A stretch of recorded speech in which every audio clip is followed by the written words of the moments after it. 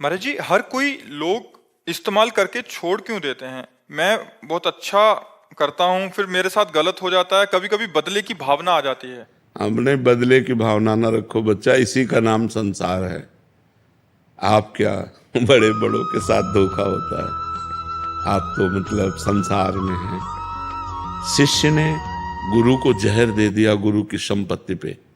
एक बहुत बड़ा स्थान है, हम गंगा किनारे जब भ्रमण करते थे तो वो मास्टर था शिष्य, तो वो पहले मास्टरी छोड़कर शिष्य बना, फिर विरक्त हुआ और फिर उनको जहर दे दिया जो गुरुजी थे, और फिर उनकी संपूर्ण प्रॉपर्टी का अधिकारी बना।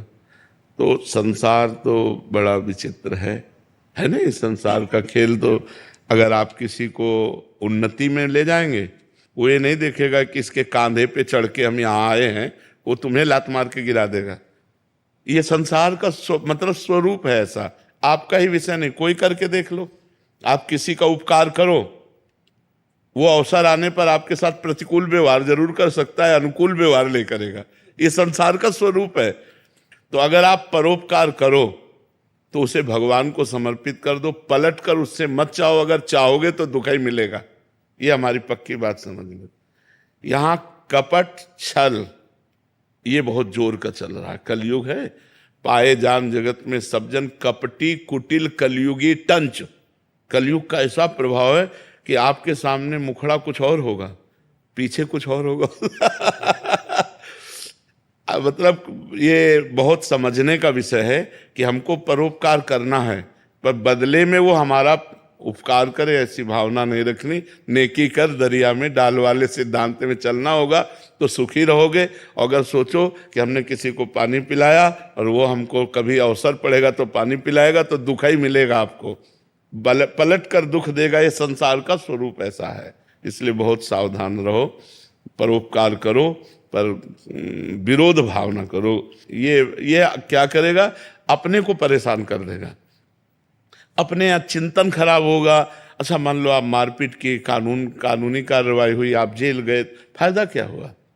फायदा हुआ क्षमा करो। तुमने जो अच्छा किया वो बुरा कर रहा, मालिक देखेगा, मालिक देखेगा। देखो, भगवान जब हिसाब किताब करता है ना, तो उसमें इतनी भी कमी नहीं रखता। थोड़ा बड़ा सिस्टम है, सिस्टम बहुत बड़ा है ना, अनंत ब्रह्मांड है, अनंत ब्रह्मांड है।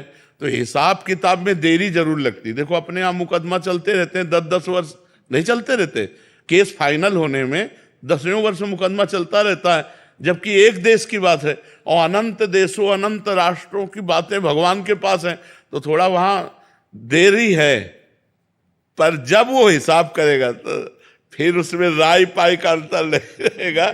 इसलिए हम उनके ऊपर छोड़ दें और हम मस्ती में हो जाए। मालिक हिसाब करेगा, हम हिसाब करेंगे तो फंस जाएंगे, क्योंकि हमारे द्वारा कर्म बिगड़ जाएगा, मानसिकता बिगड़ गई, संपत्ति नष्ट हुई, जीवन नष्ट हो सकता है, ज्यादा गुस्सा आ गई, हिंसा हो सकती है। हमको लौटना चाहिए, विरोध भाव से वापस लौटना चाहिए, क्रोध भाव को अंदर दबाना चाहिए और अपने को बचा लेना चाहिए। नहीं तो बहुत प्रकार की समस्या